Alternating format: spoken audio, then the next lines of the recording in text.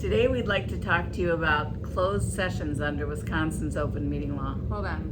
Why are we wearing these ridiculous mustaches?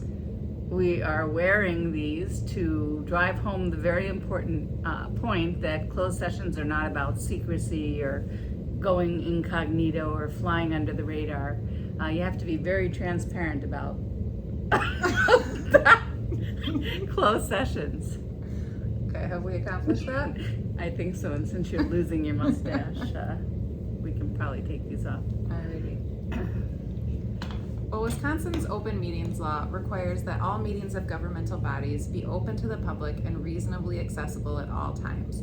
There are limited exceptions to this requirement that allow a governmental body to go into closed session when the subject matter to be discussed meets an authorizing exemption set forth in the statutes, and those exemptions are set forth in 19.85. Closed sessions can be contemplated or they can be spontaneous.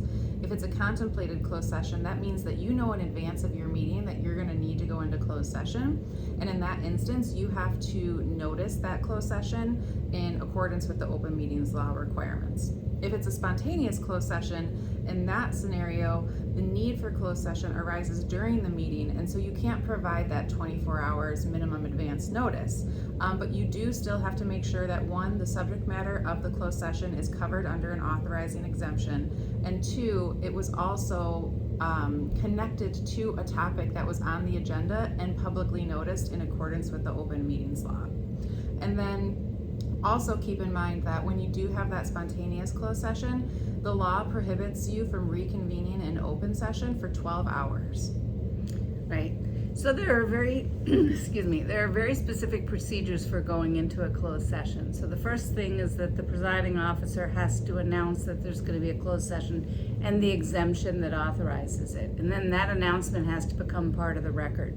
Then there has to be a motion to go into closed session and a vote, and the vote of the members has to be recorded so that the vote of each person can be ascertained. And that vote is really important and has to be part of the record because it provides a shield from liability for each of the members if they vote against going into an improper closed session. And you do need to take minutes during the closed session if there are any substantive actions like motions, seconds, votes, and then those become part of the record too and are subject to request under the public records law. You don't have to release them if the need for confidentiality continues, but it would constitute a record which could be requested.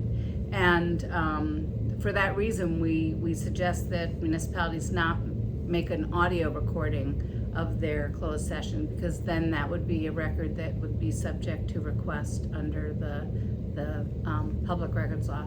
But very often, most often, governing bodies can and should be voting in open session as opposed to closed session. Right. And it's also important to make sure that you stay on topic when you're in the closed session, because if the conversation strays from the subject matter that is covered by the authorizing exemption, that now becomes an improper closed session and you are inadvertently violating the open meetings law. Closed sessions are a really useful tool for local governments, but they do need to be used appropriately.